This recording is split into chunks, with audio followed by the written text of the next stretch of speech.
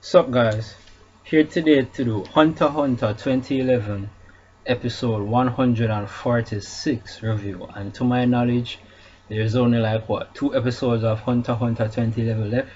So the series, or this season, or yeah, well, in a sense it's a series finale, but Hunter x Hunter is based on a manga and the manga is ongoing, even though right now the mangaka is on hiatus indefinitely, presumably until he recovers from his lower back pain. But it could be, a couple of years before there's a remake of this Hunter 2011 series, especially at this rate that we're currently going at.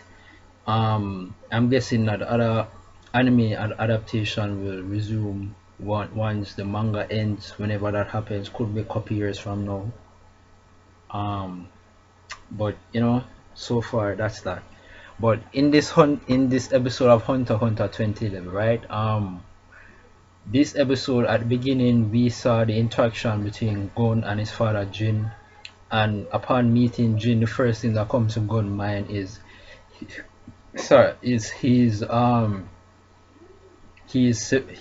very sorry for the incidents that happened to Kaite. He's very sorry. He apologizes to his father for everything that went down, about Pito showing up, that whole situation, and how Kite eventually lost his life.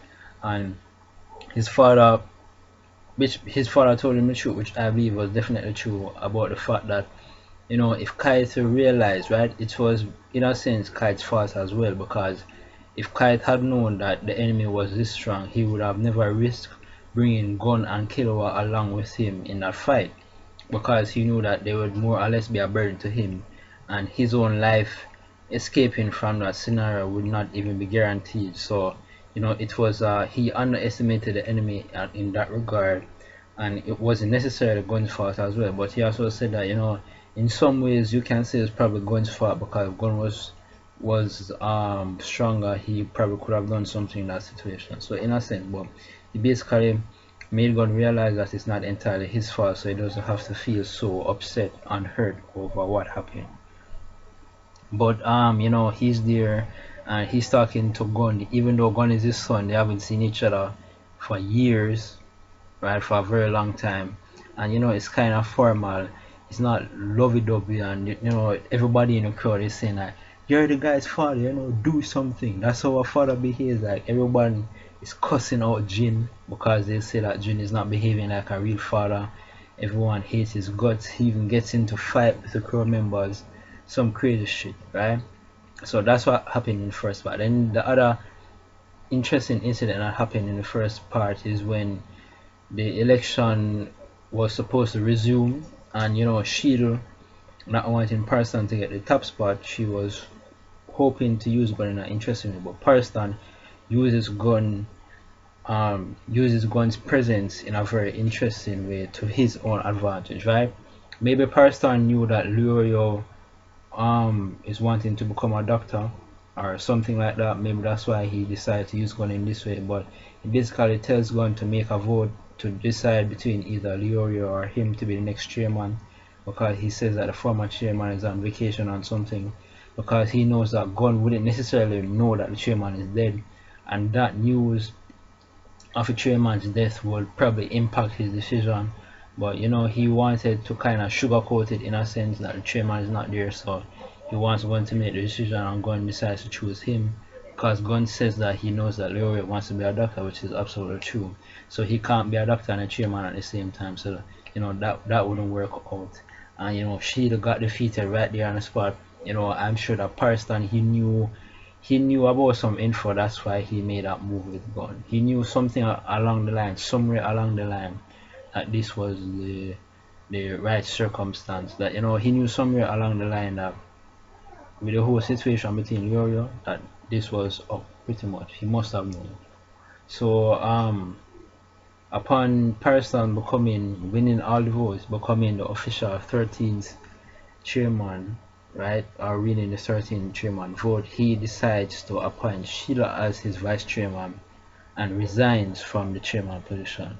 So basically, he upon immediately winning the votes, he resigns, and he puts Shield back up in the top position. And upon walking out, right, this is pretty interesting from Parston. We never knew that Parston really cared that deeply for Netero, and apparently he did.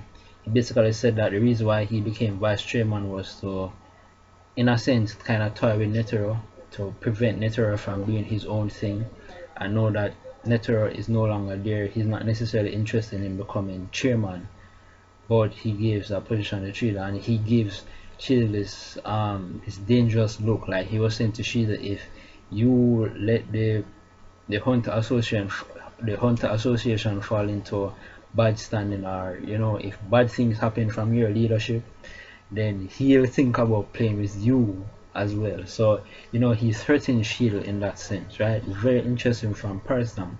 So it seems that Parstam really did have good honest feeling towards Netero, and he showed some emotions upon Netero's passing, upon him no longer being chairman, and then he threatened Shield that if she's not doing a good enough job, she's probably going to have to answer to him, because Shield is a triple star hunter, man. He's no bitch. Right? There's very few people in the series that can probably fight him one on one, in my opinion. He's probably around in the top 5, at most top 10.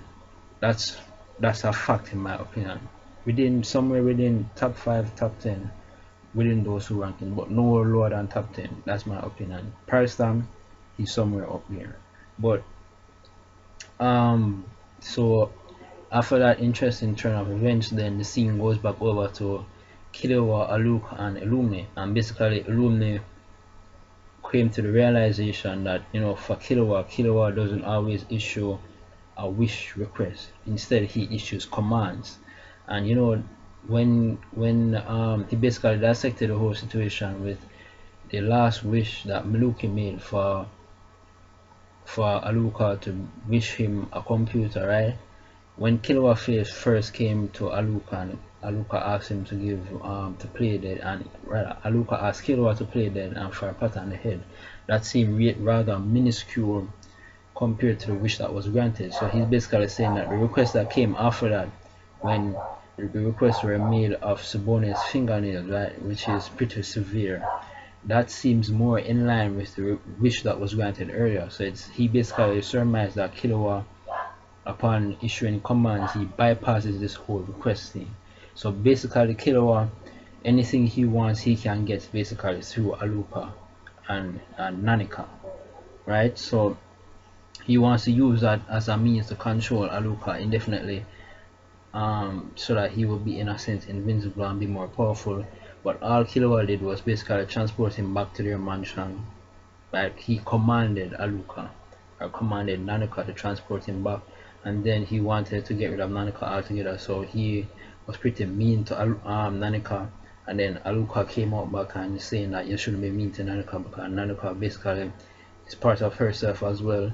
So if you're going to protect me, then you're going to protect Nanika as well. So Killua apologized, and it was a very heart-wrenching scene. So it was very emotional, and I like that scene very much. It shows the deep bonds, not just between Alluka and Killua, but between Nanika as well, because Nanika is apparently, you can't just, Nanika is undeniably a part of who Alluka is. So Alluka the character, if you're going to interact with Alluka by yourself, Nanika is just an undeniable consequence of her existence. It's just part of who she is. You can't get around that, and Killua came to terms with that in that sense. But overall, I thought that this was another awesome episode of Hunter x Hunter 2011. I liked it very much. So that's it. That's my review. Remember to rate, comment, subscribe. Sayonara.